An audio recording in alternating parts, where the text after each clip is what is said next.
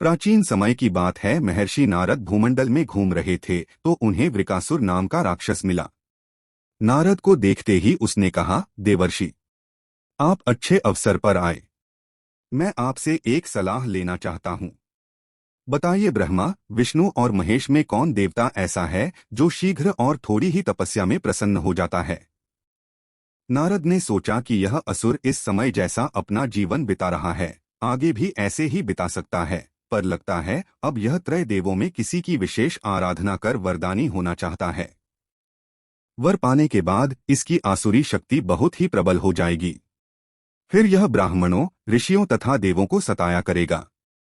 नारद यह सोच तो रहे थे, पर वृकासुर के प्रश्न का उत्तर टालने का मतलब था अपने लिए संकट पैदा करना। अत उन्होंने बहुत सोच विचार कर कहा, वृकासुर, वैसे तो त्रय महादेवों में से तुम किसी की भी तपस्या कर अपना मनोरथ पूरा कर सकते हो। ब्रह्मा और विष्णु जल्दी प्रसन्न नहीं होते, उनके लिए बहुत वर्षों तक कठिन तपस्या करनी पड़ती है। यह भी हो सकता है कि तुम्हारी आयु समाप्त हो जाए और तपस्या पूरी न हो। हाँ, भगवान शंकर ऐसे हैं जो थोड़ी आराधना से ही प्रसन्न हो जाते हैं, और अवधर दानी तो ऐसे कि अपने भक्त की किसी भी इच्छा की पूर्ति के लिए कुछ सोच विचार ही नहीं करते। भक्त ने जो मांगा तत्काल दे दिया। तुम्हारी ही जाति के रावण तथा बाणासुर ने भगवान शिव की तपस्या से कितना वरदानी बल पाया था। अब तुम स्वयं विचार कर लो कि किसकी आराधना करनी चाहिए जिससे शीघ्र फल मिले। नारद का ऐसा वचन सुनकर वृकासुर ने भगवान शंकर की ही आराधना करने का निश्चय किया और हिमालय के केदार क्षेत्र में जाकर भगवान शिव की आराधना करने लगा। यज्ञ, जप, तप, ध्यान सब प्रकार से वह पूजा पाठ करने लगा। कुछ दिनों के बाद उसने सोचा, मैं शरीर तथा प्राण को ही भगवान शिव को अर्पित कर दूंगा। ऐसा विचार कर एक दिन वह अपने शरीर का मांस काट काट कर यज्ञ के अग्निकुंड में डालने लगा, लेकिन भगवान शंकर उस पर प्रसन्न न हुए। तब ऊबकर एक दिन उसने अपना शीश काटकर भगवान को अर्पित करने का निश्चय किया और स्नान ध्यान कर जैसे ही उसने खड़ग उठाकर अपना शीश काटना चाहा कि एक भयंकर आवाज के साथ भगवान शंकर प्रकट होकर बोले, वत्स, बस करो, तुम्हारी तपस्या पूर्ण हुई। मैं तुम पर प्रसन्न हूँ। निसंकोच कहो, क्या चाहते हो? वर मांगो। साक्षात भगवान शंकर को सामने खड़ा देख वृकासुर हाथ जोड़कर बोला, महाप्रभु शंकर, नारद ने कहा था कि आप शीघ्र ही प्रसन्न होकर वर देते हैं, पर मैं इतने वर्षों से आपकी आराधना कर रहा था, आप द्रवित नहीं हुए। आज जबकि मैं अपने प्राणों को न्यौछावर करने चला था, तब आपने प्रसन्न होकर दर्शन दिए। आप शीघ्र प्रसन्न नहीं हुए, इसका मतलब नारद ने मेरे साथ छल किया। अब आप प्रसन्न होकर वर देना चाहते हैं तो मैं भी वैसा ही कठिन वर चाहता हूँ। आप कृपा कर मुझे मारण वर दीजिए। मैं जिस किसी प्राणी के सिर पर मात्र हाथ भर रख दूं, उसी का प्राणांत हो जाए। आप प्रसन्न हैं तो यही वर दीजिए।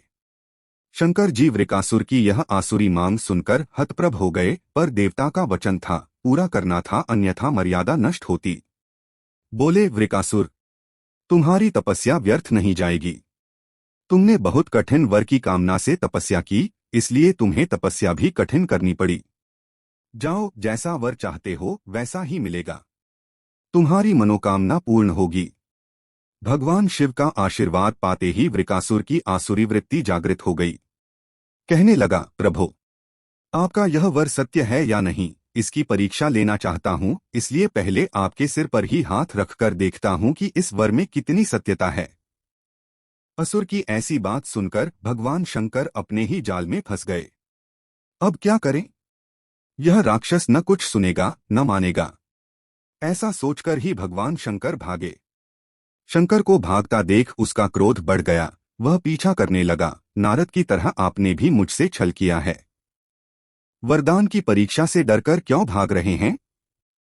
शंकर भूमंडल छोड़कर देवलोक तक भागते रहे और वृकासुर भी आसुरी शक्ति के बल पर उनका पीछा करता रहा। ऋषि मुनि तथा समस्त देवगण असहाय होकर यह देखते रहे, पर करें क्या? कौन उसके सामने पड़े? अंत में भगवान शिव विष्णु लोक पहुंचे और विष्णु को अपनी विपदा सुनाई। विष्णु ने हंसकर कहा, बिना सोचे विचारे वर देने का अब पता चला। खुद ही प्राण बचाते भागते फिर रहे हो, बताओ मैं क्या करूं? आपके वर की सत्यता तो सिद्ध करनी ही होगी। किसका सिर उसके आगे करूं? शिव ने कहा, नारायण, मुझे कोसने से मेरा यह संकट दूर नहीं होगा। कुछ करिए और जल्दी करिए, अन्यथा वह यहाँ भी पहुँच जाएगा। भगवान विष्णु ने योगमाया से एक वृद्ध तेजस्वी ब्रह्मचारी का स्वरूप बनाया और उधर चल पड़े जिधर से वृकासुर आ रहा था। बहुत दूर जाने पर उन्हें वृकासुर आता दिखाई दिया। उन्होंने आगे बढ़कर उसे प्रणाम किया और कहा, असुरराज, कहाँ भागे जा रहे हैं? लगता है आप बहुत थक गए हैं। शरीर को विश्राम दीजिए। शरीर से ही सारे कार्य सिद्ध होते हैं, इसलिए उसे अधिक नष्ट मत कीजिए। आप सब प्रकार से समर्थ हैं, फिर भी मेरे योग्य कोई कार्य हो तो बताइए। अक्सर लोग अपने मित्रों तथा सहायकों द्वारा अपने कार्य सिद्ध करा लेते हैं। एक तेजस्वी ब्रह्मचारी की बातें सुनकर वृकासुर ने शिव के वरदान तथा उसकी परीक्षा की बात बताई। इतना सुनते ही ब्रह्मचारी हंसा, असुरराज, तुम किसके वर की परीक्षा लेना चाहते हो? शिव की, जिसका अपना कोई घर बार नहीं, जो भूतों प्रेतों के साथ घूमता रहता है, वह भला किसी को क्या वर देगा? वर देने वाले तो दो ही देवता हैं, एक ब्रह्मा और दूसरे विष्णु। तुम्हें वरदानी होना था तो ब्रह्मा या विष्णु की आराधना करते। शिव के पीछे बेकार दौड़ रहे हो। वर देने वाला तो स्वयं इतना शक्तिशाली होता है कि उसके वर का असर खुद उस पर नहीं हो सकता। उन्होंने तो तुम्हें झूठ मूठ का वर दिया है। तुम्हारी तपस्या व्यर्थ गई। ब्रह्मचारी की बात सुनकर वृकासुर निराश हुआ, उसका मनोबल टूट गया। कहने लगा, मुझे तो देवर्षि नारद ने कहा था कि शिव की आराधना करो, वह प्रसन्न होकर मनचाहा वर दे सकते हैं। ब्रह्मचारी ने कहा, तुम बड़े भोले हो, नारद पर विश्वास कर लिया। वह तो ऐसा घुमक्कड़ साधु है जो सबको उल्टी ही सलाह देता है। उसकी सलाह से कभी किसी का भला होता ही नहीं। तुम्हें मेरी बात का विश्वास न हो तो खुद अपने ही सिर पर हाथ रखकर देखो कि कैसे शिव ने तुम्हें झूठा वर देकर बहकाया है। उनकी झूठ की पोल न खुल जाए, इसलिए भाग गए।